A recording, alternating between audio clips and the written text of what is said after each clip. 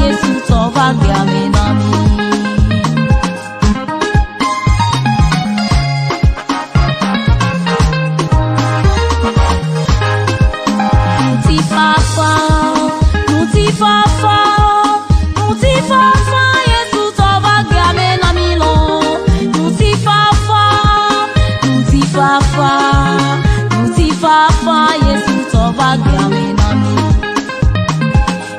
Nuna yawo edebe na tiapo ena me wodunu eyo dodo no wo efo kukwa wo ha ikoye fevude etonu vo wodo eto eku ha do eto dolele do eto ahedada do eto tromade do eto tre wo do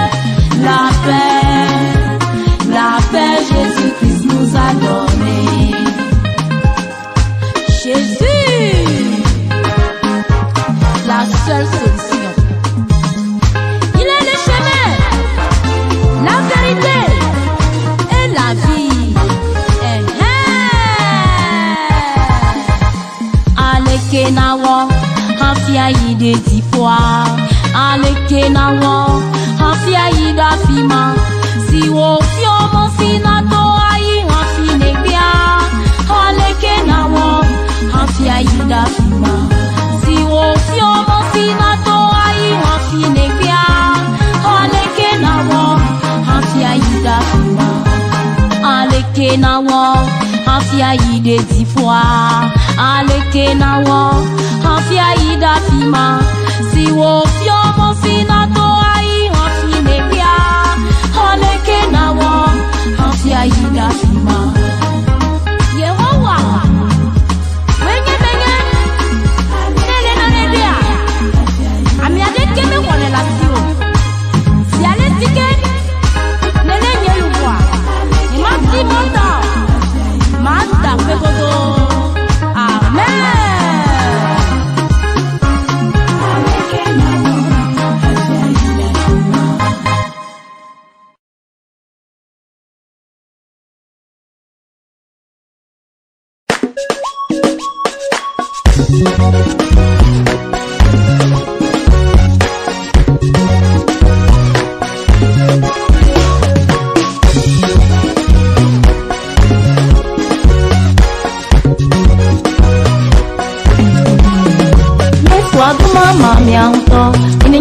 fufuro bien kenimo.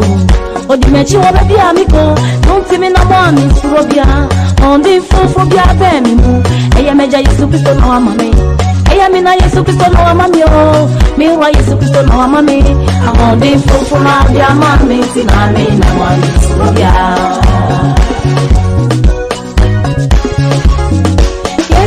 Mama miango, eni nyami fufuro bien kenimo.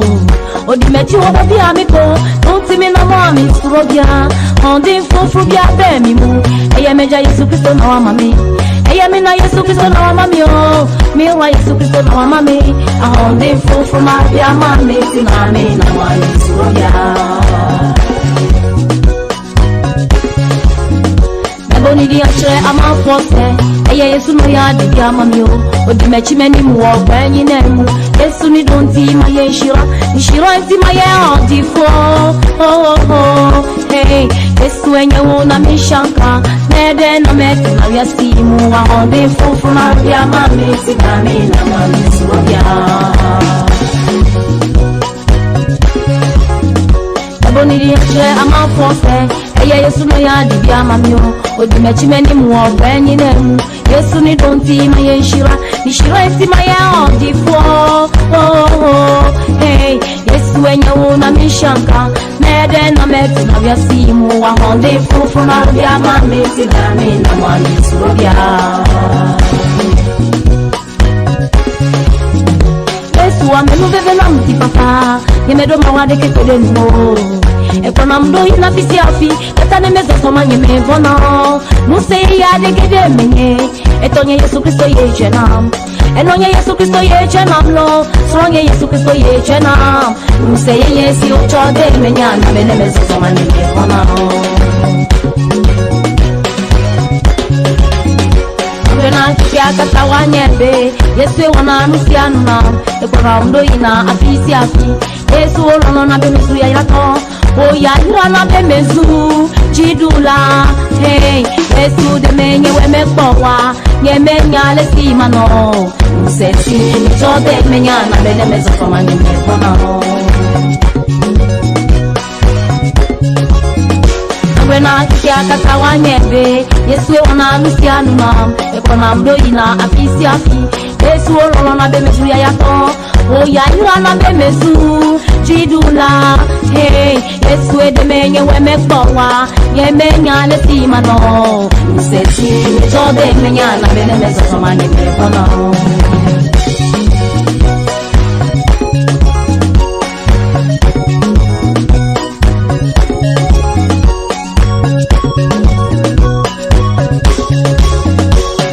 Yesu e onu se triakolo.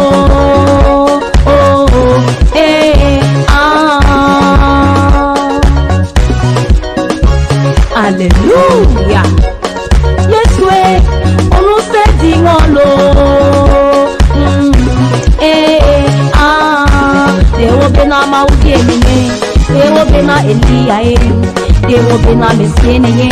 Dewo batipala prediene ye. Unogaga wo ita pepe nga kome se na gomo. Ye okube ne kula. Yo la komsela. Woga kesi meneku. Ye nega komseneji. Nusema ele menye. Ye me poti dudu. Nusema ele menye.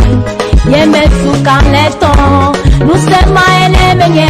Nabe me po ya ira. Nusema ele menye. Nabe me po.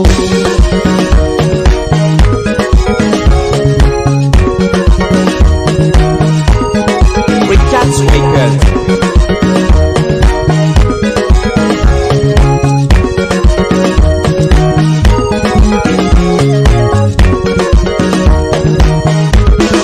Ayo koda Yesu ayo wonko. Atia to kobe. Monusela na be mezo soni. Ayo koda Yesu ayo wonko. Atia to kobe. Monusela na be mezo soni. Udinda, nebo udin, wa modina